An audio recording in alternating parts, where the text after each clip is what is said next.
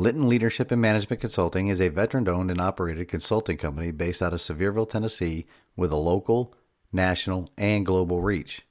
At Linton Leadership and Management Consulting, we provide leadership, human performance, and management consulting services, as well as coaching to companies of any size on methods to improve performance in their organizations.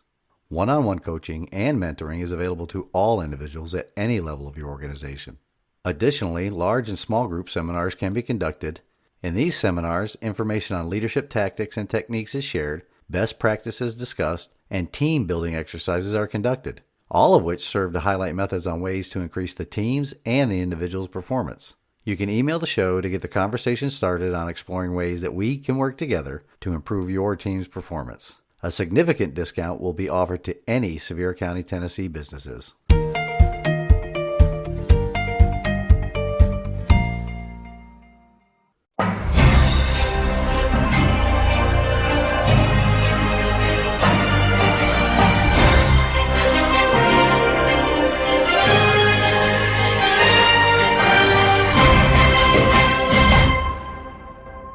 Welcome to the weekend update for Liberty Leadership and Lives with Larry Linton, coming to you from the Goat Locker Studios in Sevierville, Tennessee.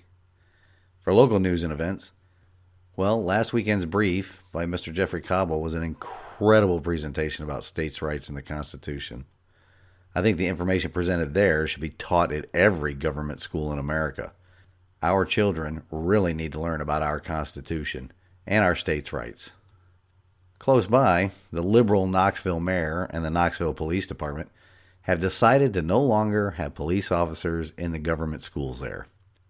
This comes after an incident where an armed teenager who drew a weapon on school grounds ended up being shot and killed by the police officers responding to the situation. Well, the mayor made the right decision, don't you think? Not. Removing police from a school where teenagers can bring weapons with impunity is definitely the wrong answer. Nobody has ever accused liberals of being smart. It is definitely a mental disorder. I thought our children's safety in schools was paramount. But there's good news on this situation. The Knox County Sheriff, Sheriff Tom Spangler, decided to keep his deputies in schools. Good on him. Reach out to him and send him an email or a letter of congratulations for doing the right thing. For statewide events, the Tennessee legislature adjourned for the year, and they left a lot of unfinished work, despite having a long session this year. Many bills that would protect our rights were left behind or continued to the next legislative session in 2022. I would encourage every Tennessee listener to fully engage with your state senator and your state representative to see where they stand on the important issues we talk about on this podcast and on the blog. Get them to commit to a course of action. And if they fail to do so, ensure they know that they will not receive your support in the voting booth. Then find a candidate that supports your values and get behind them in their efforts. Senate Bill 1335, which enacted the Tennessee Second Amendment Sanctuary Act, passed the Senate and is headed to the governor's desk. Let's hope he does the right thing. It's only a start, but it can be fixed in the next legislative session to give it some more teeth. There are detractors that say this state law violates the Supremacy Clause of the U.S. Constitution. Again, that's coming from people that are uneducated on the Supremacy Clause. They are just politicians and pundits that want to ensure our servitude to the aristocracy instead of their service to us, the citizen sovereigns.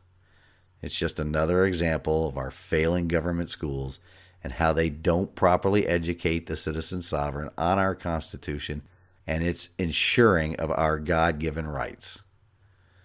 On the national news front this weekend, the Arizona and New Hampshire election audits are something to watch. Something fishy going on there. Why is there so much animosity toward finding out the truth? If you truly believe that President Biden received 81 million votes, would you not want to have an investigation that proves you're right in this climate of doubt? Remember, truth always invites and accepts inspection. Lies discourage it. In other news, our 81 million vote getter went on a media blitz this past week, and it didn't go well either, as you can imagine. His dementia is showing more and more. He loses his train of thought when the teleprompter goes offline and starts having a conversation one would only hear in mental hospitals. When asked a question about touching his face repeatedly, which is just another example of him not following CDC guidelines, his answer was, and I quote, "We have to take care of the cure. That will make the problem worse, no matter what." Did that answer confuse you? It did me. Leader of the free world, my behind. More like leader of the Jello line in the dementia wing of a hospital.